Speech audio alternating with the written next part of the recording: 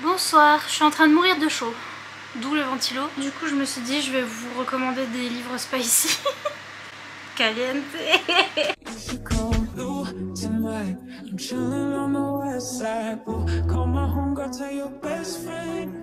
J'ai plusieurs levels de spice. Mais donc on va commencer avec les moins spicy. Mais c'est toujours des petites recommandations pour cet été, notamment Painting Stars. C'est pas du tout spicy. Mes recommandations pour cet été, ça se passe dans le sud de la France, c'est incroyable. J'adore cette duologie, c'est par une autrice française et c'est une petite romance contemporaine entre deux garçons qui sont trop mignons. Il y en a un qui a de l'anxiété et c'est trop bien fait. J'adore. Je crois qu'il y a une scène olé olé, peut-être.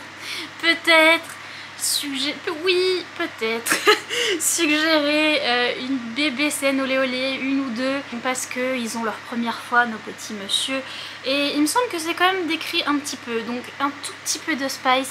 Trop mignon pour cet été, trop mignon, pas trop de spice. Si vous voulez lire de la romantasy adulte et pas trop de spice, Le Pont des Tempêtes, finalement il n'y a pas trop de spice, il doit y avoir une scène olé olé je crois, dans ce bouquin, oui il n'y en a qu'une. Il y a beaucoup de trucs suggérés, mais bon voilà, ils se tournent autour. Mais il y a une scène olé olé qui passe vite.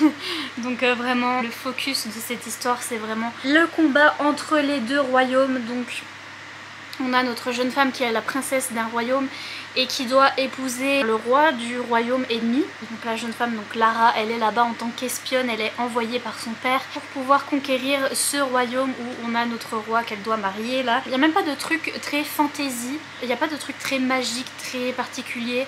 On a des serpents qui sont vénéneux, on a des requins qui mangent les gens, mais je veux dire, c'est pas fantasy, ça existe. Et il n'y a rien de très magique, mais c'est plus une romantasy, une fantasy politique. Le spicy est minimum, voilà. Et puis, également, ça fait longtemps que je ne vous ai pas recommandé, mais il est toujours là. Hein. Et oh, Wolfsong de TJ Klune, qui est dispo en français, ça s'appelle Le Chant du Loup. En français, qui est la série de TJ Klune qui est la plus romantique, je pense, à ce jour. J'ai pas lu les autres, mais pourquoi je dis ça, parce que j'ai pas lu les autres, mais comparé à House in the Cerulean Sea et tous ces petits livres qui sont sortis en ce moment, qui sont mimes et tout, ici c'est plus de la romance. Mais pareil, il y a une scène spicy à la fin. D'ailleurs il y avait des mots utilisés qui étaient très particuliers et j'étais vraiment en mode c'est pas habituel, peu habituel. Voilà, on a une scène olé olé à la fin, mais c'est un slow burn, mais c'est le plus slow de tous les burns. Ici on a une histoire entre Ox et Joe, et quand ils se rencontrent, Ox il a 16 ans et Joe il a 10 ans. Donc ils ont 6 ans d'écart, mais ils se rencontrent quand ils sont enfants, et donc du coup, comment vous dire que le slow est burn, que le burn est slow, que les burns sont burn, que les burns sont slow. C'est lent. Donc voilà, très peu de spice, un tout petit peu à la fin. Le truc fantastique ici, c'est qu'on a affaire à des loups-garous et on a Ox qui vit dans une petite maison, qui va en fait avoir des nouveaux voisins qui sont un petit peu bizarres. Les voisins, ils ont un petit peu des vibes des Cullen et en fait il va se rendre compte que les voisins c'est des loups-garous, c'est pour ça. Et il va tomber amoureux de Joe et c'est plein d'émotions. C'est écrit d'une manière très particulière, l'écriture de TJ Klune, c'est très répétitif. Il y a des phrases qui sont répétées, qui sont très courtes, qui sont répétées plusieurs fois, mais c'est son style d'écriture et ça donne un effet hyper poétique, hyper poignant à ce livre. Vraiment, il est... beaucoup d'émotions dans ce livre. Et niveau spice, du coup, je vous dis, une scène olé olé à la fin, c'est pas trop spicy, mais si vous voulez lire avec à peine de spice quand même, voilà. Donc là, c'était le level de spice où il y avait peut-être une scène olé olé, ça va, on n'a pas trop chaud, ça va, c'est faisable, c'est pas la canicule. Ensuite, on a la spice du milieu. On a les livres spicy qui sont déjà spicy. Ils sont spicy, mais il y a pire. C'est les livres d'après. Mais au milieu, on a, par exemple, je viens de lire ce livre-là, My Missing Piece de Acacia Black, c'est chez Nisha, etc. Il est très gros. C'est une romance contemporaine, c'est un Best Friends, Two Lovers, mais... comment dire, on a des flashbacks dans le passé, on suit Luna et Liam qui se connaissaient quand ils étaient petits et qui étaient amoureux, qui étaient meilleurs amis et après qui étaient amoureux quand ils étaient petits. En fait, il s'est passé un truc dans leur enfance, il y a eu un quiproquo, ils ont mal communiqué, ils se sont séparés et là ils se retrouvent des années plus tard quand ils sont adultes. Ils travaillent ensemble en fait, ils travaillent dans une maison, pas une maison d'édition, mais un producteur de musique. Il y a une playlist dans ce livre qui est incroyable et on parle beaucoup de musique et bref, ils se retrouvent dans leur métier de grand, n'est-ce pas, et ils peuvent pas se saquer parce qu'ils sont partis, ils se sont quittés sur de mauvais termes. Ils vont avoir cette relation enemies to lovers très très toxique au début où ils peuvent pas s'empêcher d'être attirés l'un par l'autre et d'être ensemble, mais tout en s'insultant l'un et l'autre parce qu'ils peuvent pas se saquer parce qu'ils ont ce truc entre eux, vous voyez. C'est spicy, il y a plusieurs scènes olé olé, notamment il y en a certaines que moi j'aimais moins parce qu'ils étaient dans leur truc de enemies où ils étaient énervés et ils s'insultaient l'un et l'autre tout en scène olé olé. You know what I mean? Et donc j'étais en mode mais calmez-vous messieurs dames. Donc il y a ce genre de scène olé olé et il y en a beaucoup parce que c'est du contemporain, il n'y a pas de... À part l'histoire du quiproquo, il y a d'autres petites histoires avec des personnages secondaires et tout, mais voilà, il n'y a pas d'histoire de fantasy ni rien, donc forcément il y a plusieurs scènes olé olé. C'est du spicy, mais du spicy milieu. Si vous voyez des espèces de moucherons qui passent devant vous... J'ai envie de pleurer. J'en ai marre, j'ai voulu ouvrir mes fenêtres parce que il faisait trop chaud, trop spicy, et voilà, il y a des moucherons partout dans ma chambre maintenant. Donc voilà, spicy, spicy, spicy quand même, celui-là. Et je recommande. J'avais mis 3 étoiles. Aussi spicy spicy, on a Witch and God de Liv Stone qui est aussi une romanticie, mais une romanticie française. Là pareil, le level de spice, il y a 2-3 scènes olé olé aussi, bien décrites et qui sont à peu près similaires à ce qu'on retrouve dans ce genre de livre là. Si vous voulez, c'est des romances nues adultes comme on a chez Hugo et etc. Si vous avez l'habitude de lire ce genre de romances contemporaines, à peu près pareil niveau spice, sauf que on a du fantastique qui nous est rajouté, on parle de sorcières et de dieux. Donc on a des sorcières et les dieux,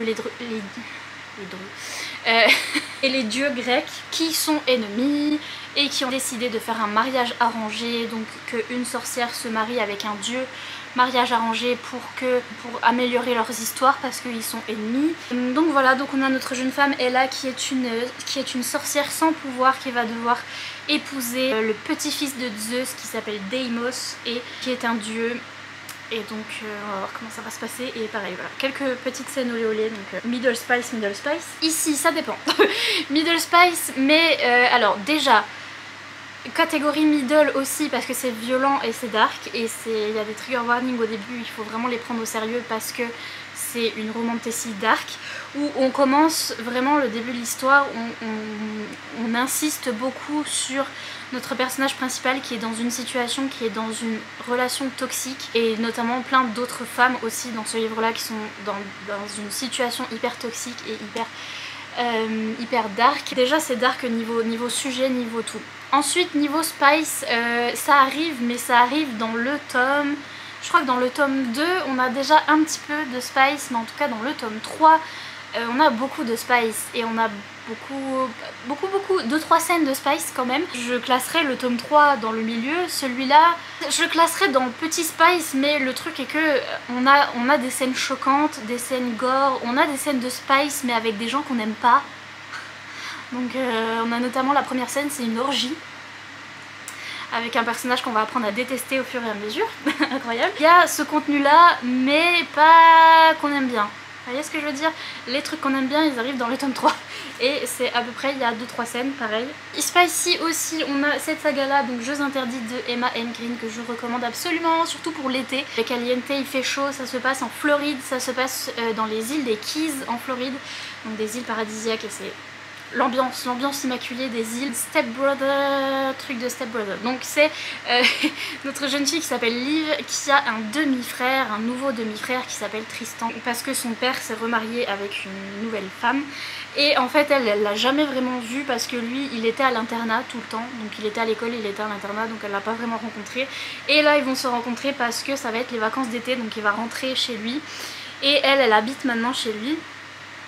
Et ils peuvent pas se saquer, ils se lancent des chaussures à la tête, j'adore. Ils se mettent du sel dans le café le matin.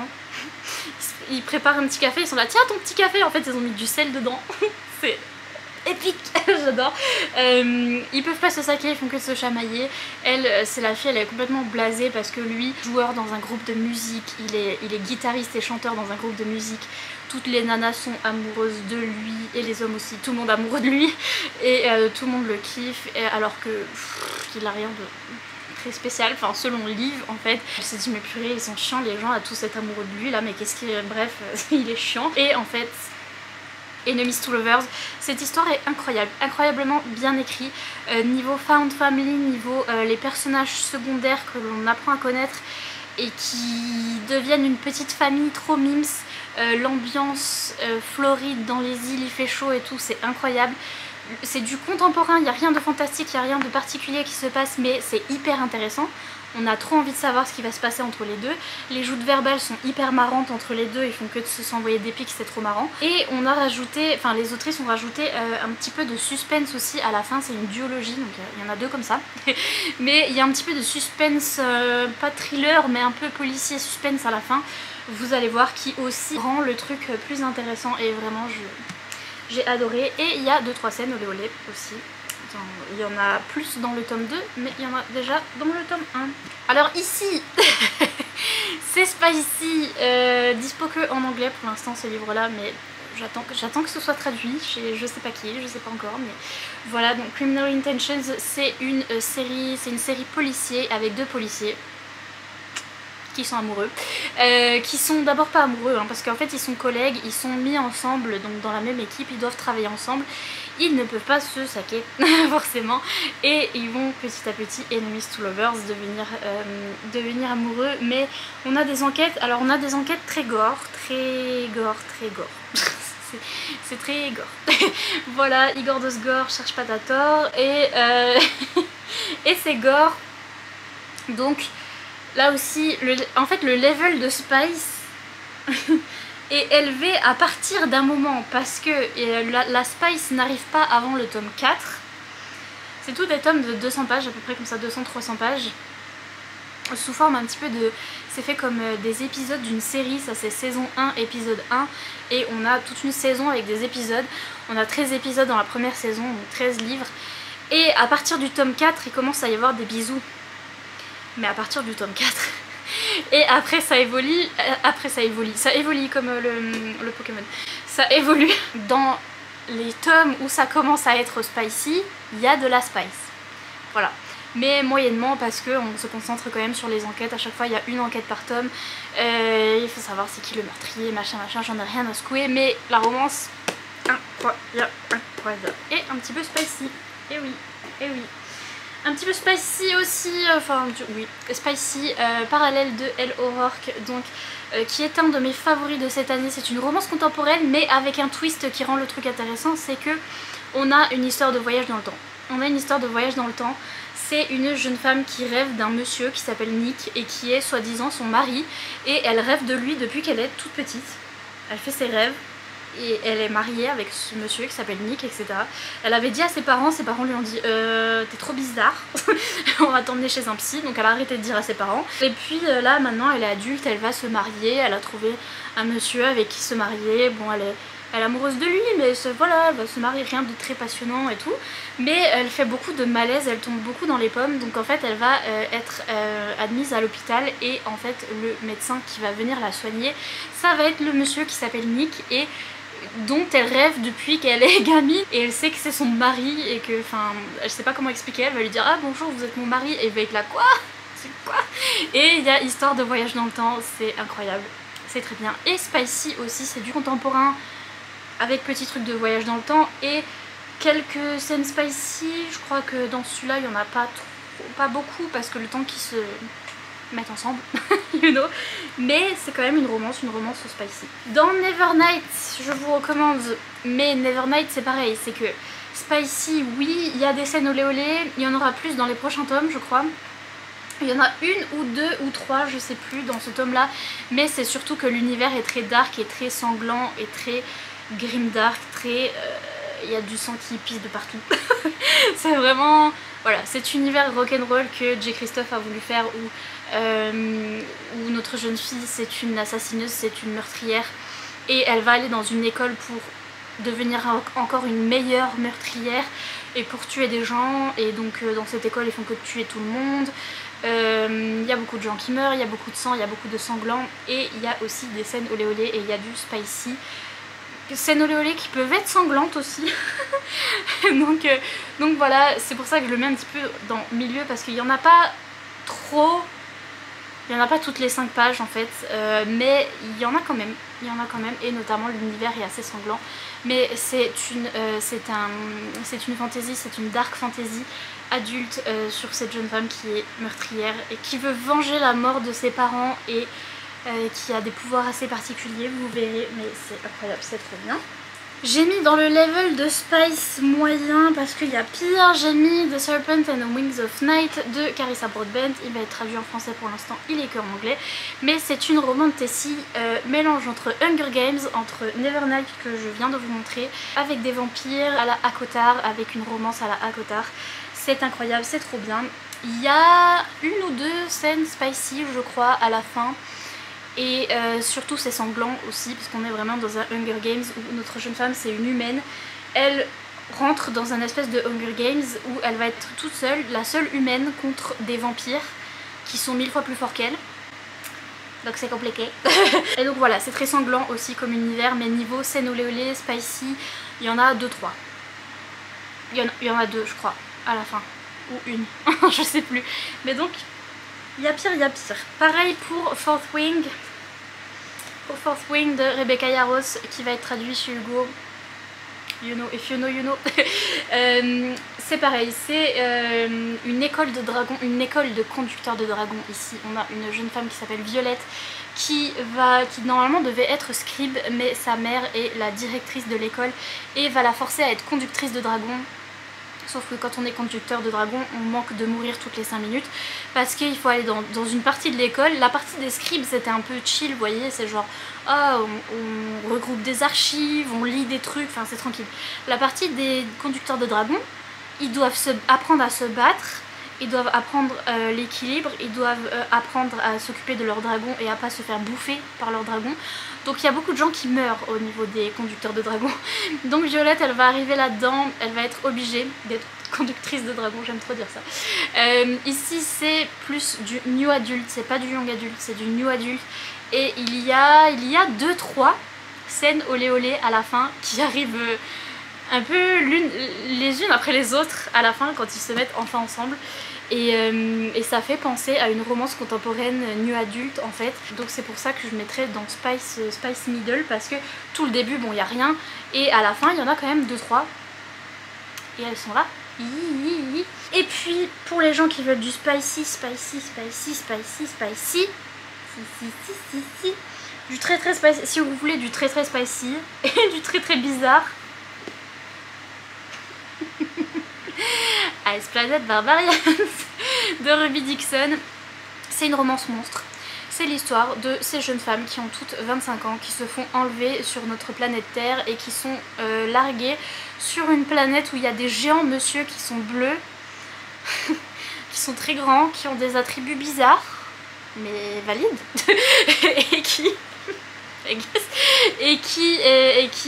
qui vont devoir communiquer avec ces messieurs et qui vont devenir les âmes sœurs de ces messieurs.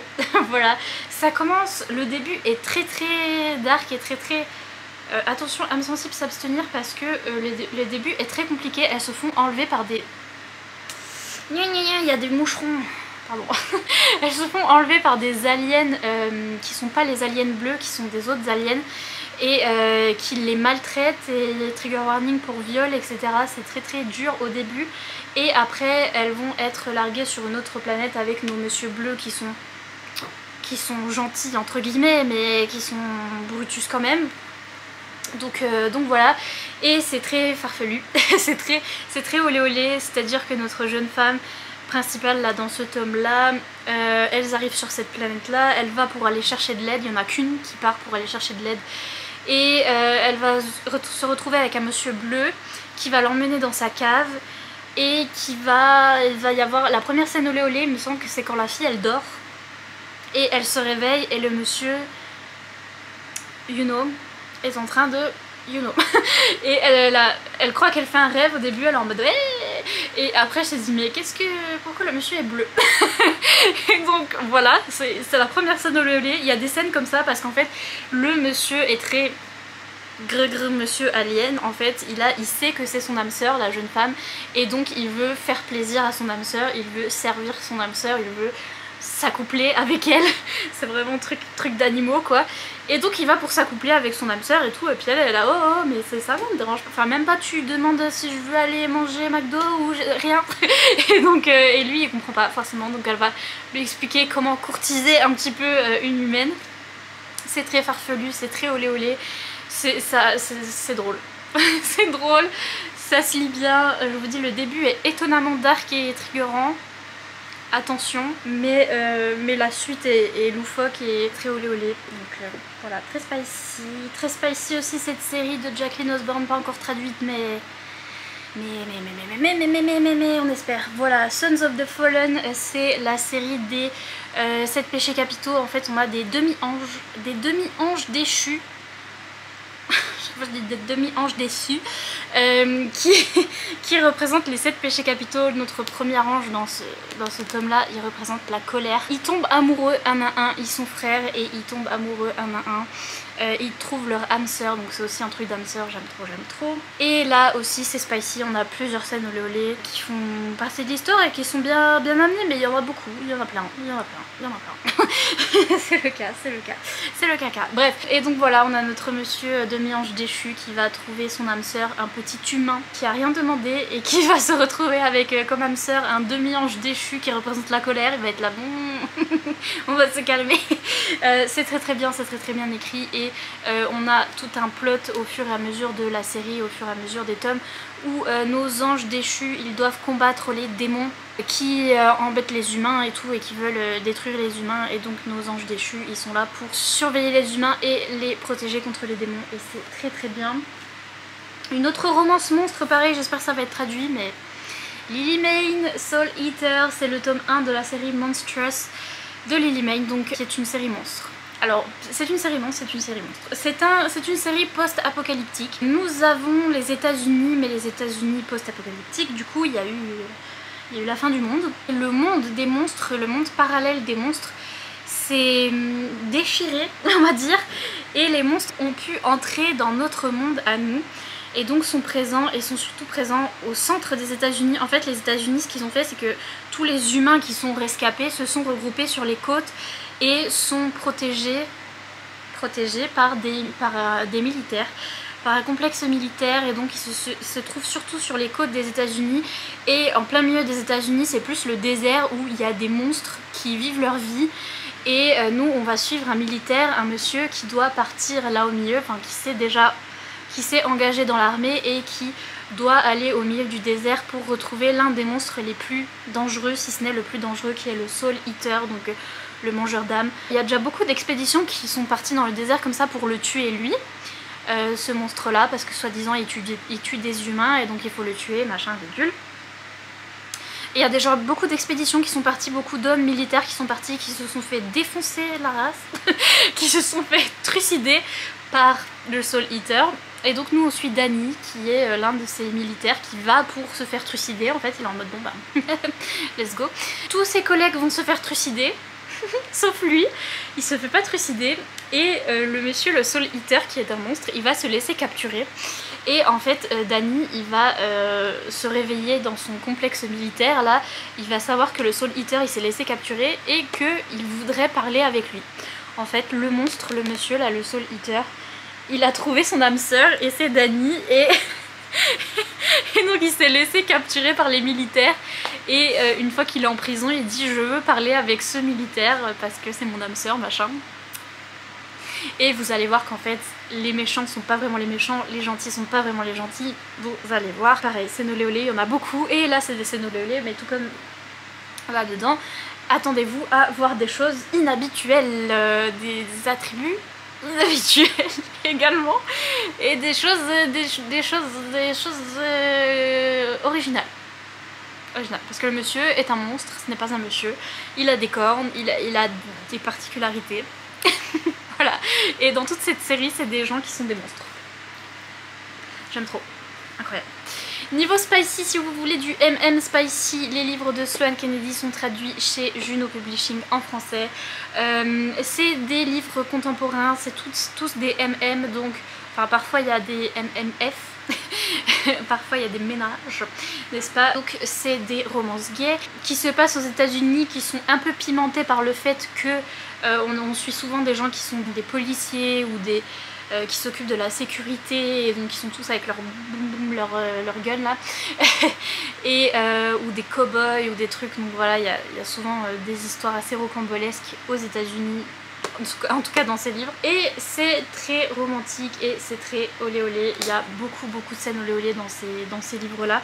C'est un peu le truc principal, mais le truc principal étant la relation entre les personnages qui passe aussi par la relation physique, et donc du coup voilà, c'est très spicy et très bien. Ils sont incroyables les livres de Sloane Kennedy, et je l'ai rencontrée il n'y a pas longtemps et elle m'a signé mon livre. Également très spicy, on rentre dans rien du tout.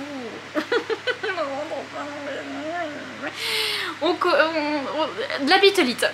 C'est de la bitolite. La bitolite qui date des années, je sais plus, les années 2006, je crois, je lisais ça moi en 2006. Si vous savez que j'ai 27 ans, calculez mon âge. 2005, ouais. J'adorais. Et j'adore toujours. Et c'est très spicy. Ici on a la Confrérie de la Dague Noire qui est une saga bitolite, donc urban fantasy. Je dis bitolite parce que c'est écrit... Ah non, c'est pas écrit sur celui-là. Oh, scandale. Attendez, c'est écrit sur celui que je vais vous recommander juste après. Mais il y a écrit Bitolita. Bref, vous connaissez, si vous connaissez cette chaîne. Mais donc ici on a des vampires. Moi j'avais lu Twilight et je voulais des vampires. Et là je suis tombée sur des vampires que c'était pas Twilight. C'est très spicy. C'est de l'urban fantasy, on est aux États-Unis dans une ville en particulier, on a une jeune femme qui vit sa vie normalement mais qui tout à coup va se faire alpaguer dans un monde. En fait elle va se rendre compte qu'elle est à demi-vampire et qu'il y a un monsieur qui est un vampire guerrier qui va venir la protéger parce que au moment où elle va se transformer un petit peu en vampire, je crois qu'ils ont un moment de maturité là, genre ils ont la puberté. Les vampires dans ce truc là, et c'est une étape hyper difficile à passer, et donc elle va passer cette étape. Elle était même pas au courant qu'elle était un vampire, elle-même demi-vampire, et donc ce monsieur, ce guerrier a été chargé par son père à elle de protéger cette fille là, et donc du coup ils vont tomber amoureux, et lui il fait partie de la bande de guerriers, de vampires qui sont là pour défendre les vampires qui sont pas nombreux, donc qui se cachent. Et c'est une bande de guerriers, ils sont 6 au départ, c'est la Confrérie de la Dague Noire, et ils se battent, ils sortent tous les soirs parce qu'ils sortent la nuit parce que c'est des vampires, et ils sortent pour combattre leurs ennemis, et c'est des romances, et c'est des romances olé olé. Il y a beaucoup de scènes olé olé bien sûr, notamment c'est toujours en fait ces deux là, les scènes olé olé, déjà les premières ça commence de manière un petit peu en mode Ice Planet Barbarians, j'ai envie de dire. Là il me semble, je sais plus si elle dort ou si elle fait un rêve ou si je sais pas quoi, mais il y a un truc comme ça quand même. Il y a un truc comme ça, mais au bout d'un moment ils se parlent. Je vous assure. Je vous assure qu'après ils se parlaient, c'est bon, et le consentement est là. Là c'est pareil, c'est Démonica, donc c'est pareil, urban fantasy, bitolite. C'est de Larissa Yoon, trop bien, j'adore cet univers. Mais ce tome 1 commence, même au niveau olé olé, est très spicy, et commence avec... Alors on a une jeune femme qui est chasseuse de démons, et on a des démons dans ce monde, et elle est chasseuse de démons. Elle sort pareil tous les soirs, elle va chasser des démons, elle sait où les trouver et tout, elle les tue, machin bidule. Et un jour elle va se faire très mal en chassant les démons, elle va aller à l'hôpital, et le médecin qui va la soigner, c'est un démon. Voilà, donc elle est en mode ah, je dois te tuer, mais également je ne vais pas te tuer, je vais crac boum boum avec toi. Allez, très vite, parce que elle est à l'hôpital, elle est pas bien, donc après elle va guérir très vite, parce que le démon médecin il a des pouvoirs qui peuvent guérir les gens très vite. Donc elle guérit très vite, et elle est très attirée par le monsieur est très attiré par elle, et on se rend compte que le monsieur c'est un démon incube ou succube, je sais plus, l'un des deux, mais c'est un démon sexuel, n'est-ce pas? Et donc du coup il a des pouvoirs qui ont rapport avec ça, et donc c'est pour ça qu'elle est très attirée par lui, et elle est en mode mais what the fuck. Et donc la première scène de Olé arrive très vite et très randomement, où elle se dit c'est un démon, il faut que je le tue, mais également let's go. You know. Donc voilà, ils sont toujours à l'hôpital. Je m'étouffe. C'est trop spicy. Beaucoup de spice dans cette saga là. J'adore l'univers. J'adore le truc avec les démons. C'est hyper original, c'est hyper bien fait. J'adore cette série Little, mais c'est très spicy. Également très spicy, Zodiac Academy. Alors pas au début, ça va être traduit en français, les autrices me l'ont dit, mais au début c'est compliqué, les filles elles se font bully, etc. Voilà, des jeunes filles qui arrivent dans un monde de fées et qui sont des princesses fées qui étaient perdues et qui arrivent dans le monde des fées. On leur dit en fait vous êtes des princesses mais vous étiez perdues dans le monde des humains, et elles sont là ah. Et donc elles vont intégrer une école à la Harry Potter, un petit peu à Poudlard, où elles vont apprendre à gérer leur magie, et elles se font bully à l'école au début par des nuls là. par des mecs qui vont après être faire partie des romances. Oui, je sais, j'étais censée détester, on est censé détester, mais j'ai adoré. Essayez. Et pareil niveau spice, il y a alors c'est un petit peu slow burn hein, au début, mais disons qu'à partir du tome, à partir du tome 2, j'ai envie de vous dire, je sais plus trop pour ce tome 1, mais à partir du tome 2 il y avait des scènes spicy qui étaient pas forcément les scènes spicy auxquelles on s'attend et qu'on veut. Voilà, je me rappelle très bien de certaines scènes spicy, j'étais en mode mais en même temps ces jeunes filles sont dans une université, il y a des mecs trop beaux, elles sortent avec, scène olé olé avec les mecs trop beaux qui sont pas forcément leur âme sœur ou pas forcément l'amour de leur vie. Mais donc voilà, il y a beaucoup de petites scènes spicy aussi dans Zodiac. Et puis, je voulais vous parler de The Witch Collector, c'est le tome 1, il est là, et ça c'est le tome 2 de la Spice. Parce que le tome 1 est très slow burn, où on a notre monsieur qui est un collecteur de sorcières, qui vient chercher notre sorcière Reina dans son village, sauf que Reina elle est pas d'accord, elle veut le tuer. Donc voilà, Enemies to Lovers, et en fait voilà, le monde de fantasy va être développé par la suite, mais là dans ce tome 2 notamment le monde de fantasy est très développé, et les scènes olé olé arrivent. Il y en a une je crois dans ce tome 1 qui est très slow burn, et dans ce tome 2 l'autrice elle a dit c'est bon, ils sont ensemble, maintenant on a les scènes olé olé partout. Voilà, donc il y en a beaucoup en général dans cette série, même avec les autres couples qu'on va voir au fur et à mesure, ils vont aussi avoir des scènes olé olé, donc c'est spicy et c'est très bien, c'est incroyable. Un de mes coups de cœur de l'année. Mais donc voilà, pour le spice, j'ai trop chaud. Je m'étouffe, trop de spice, trop chaud, je vais mourir. J'espère que vous êtes ravis de ces recommandations. Laissez des petits emojis spice, donc des petits emojis avec le chili pepper, là, le piment. Le piment le plus fort du monde. Le piment. Le petit piment avec les flammes, le bonhomme qui a chaud. Qui est comme ça. Moi en ce moment même, laissez ce genre d'emoji. Et sur ce, je vous laisse tranquille, je vous fais plein de gros bisous et je vous dis à bientôt dans une prochaine vidéo. Bye. You should come through tonight. I'm chilling on the west side. Call my homegirl, tell your best friend, 'cause I too on the low, no location. I don't want them singing.